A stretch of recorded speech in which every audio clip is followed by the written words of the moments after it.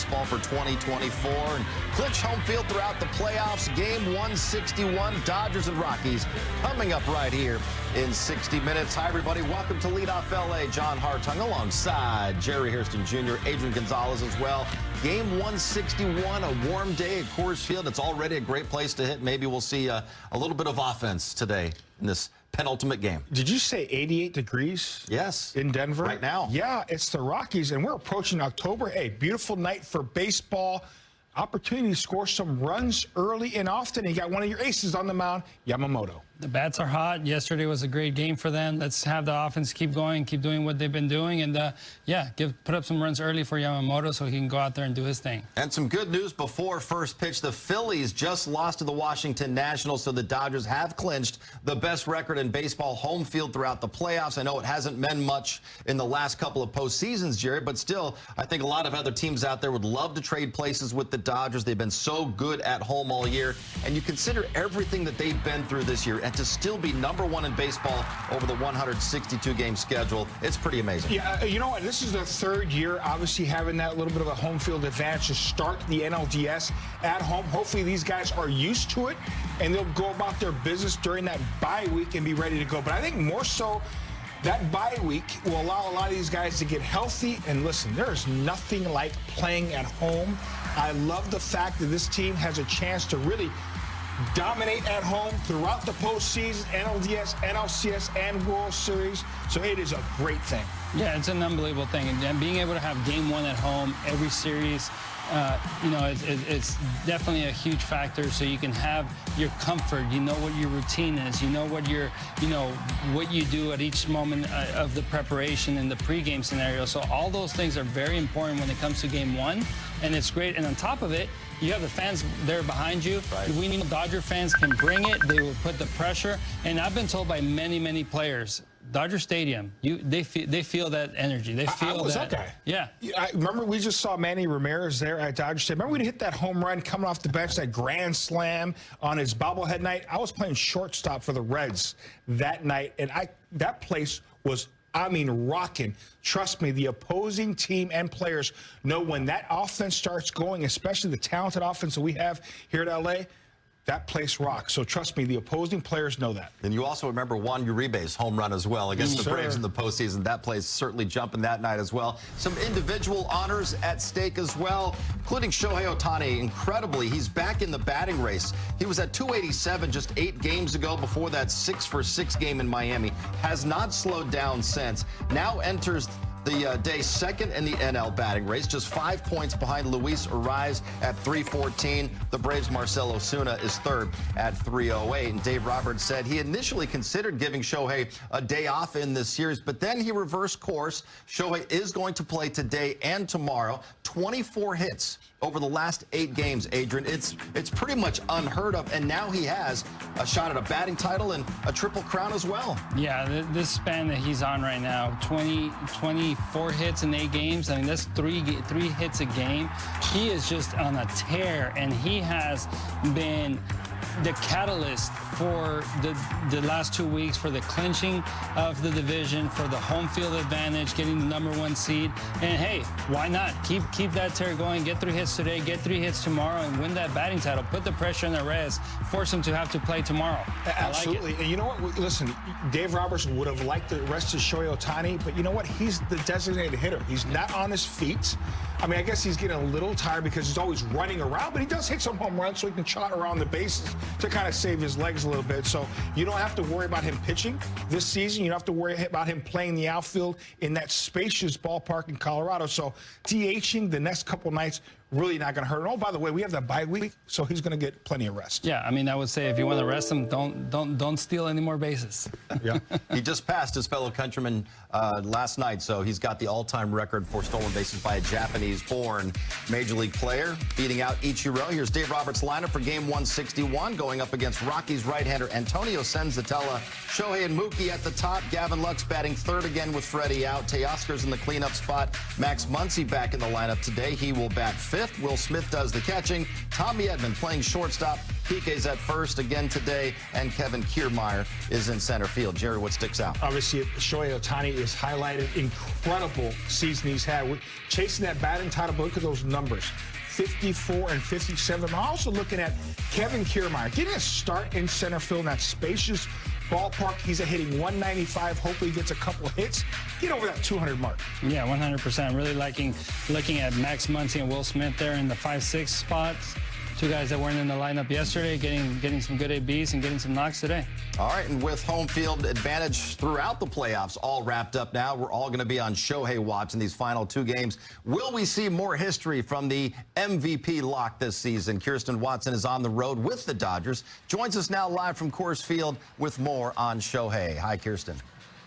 Hi, John. Well, immediately I'm going to say yes. I do think we are going to be seeing a lot more history being made with Shohei Ohtani. But if you think about as he was approaching 50 and 50, when he would talk to the media, he would say a lot that, he just wanted to get it over with. Dave Roberts was saying that even with some of those at-bats, he did find that he was pressing a little bit, looking to swing for power. But once he achieved 50 and 50, Dave Roberts said that he saw a change in approach, especially now as he has his eyes set on a new goal, what that is being the batting title as well as the Triple Crown. Dave Roberts today talked about what he's been seeing from Shohei Ohtani at the plate and just that change in approach he's seen in him recently.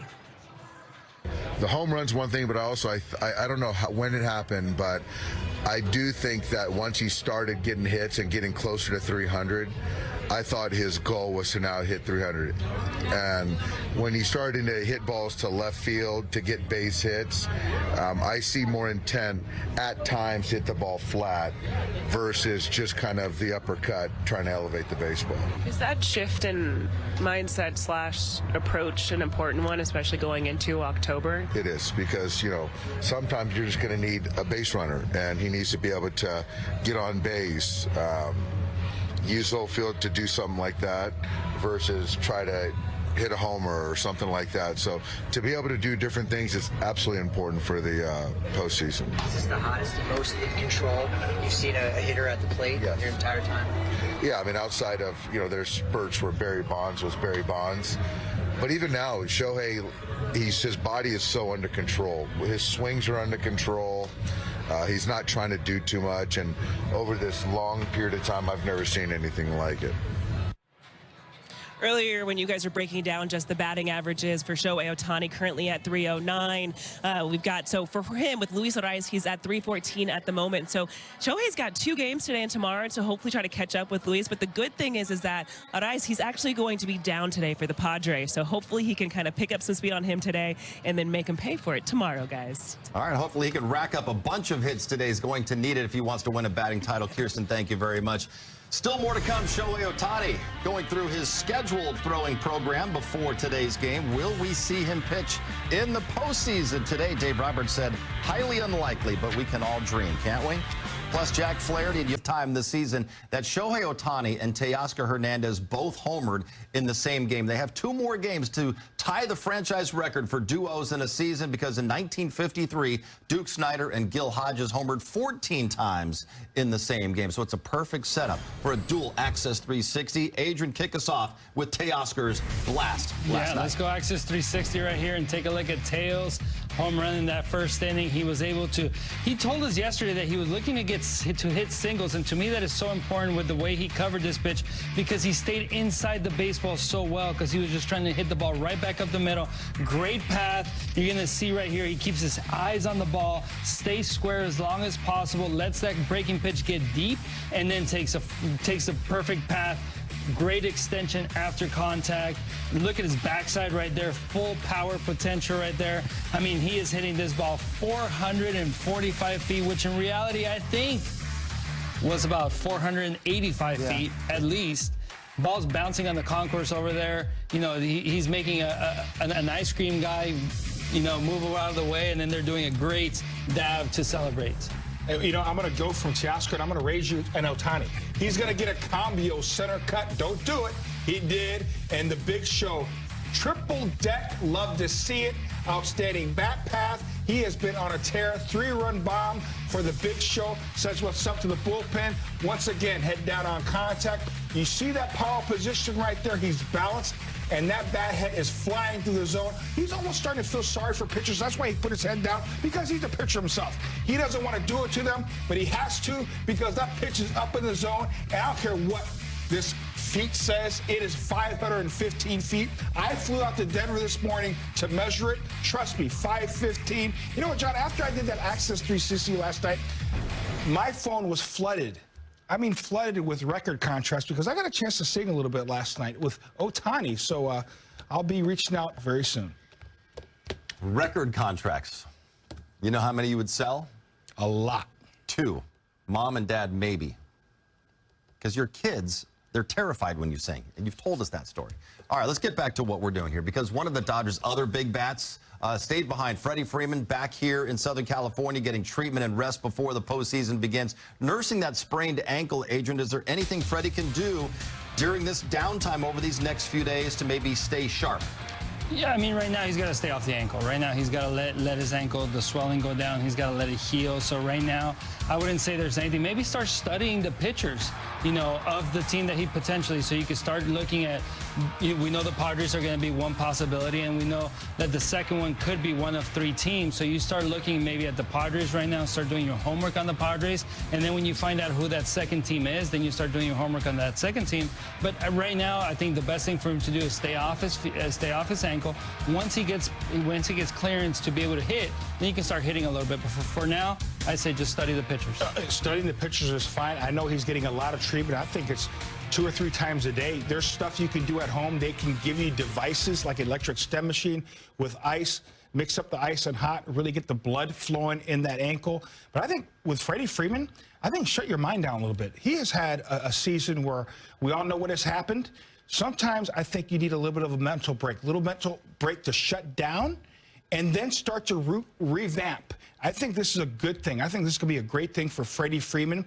Listen, you want to have that bye because you want to recover yourself. But with Freddie Freeman, the bye, along with these 3 days to shut your mind down and be ready to reboot, I think he's going to be fresh when the NLDS rolls around. This could be a blessing in disguise. Let's hope so. Still more to come here on Lead Off. Andy Pye is in his 13th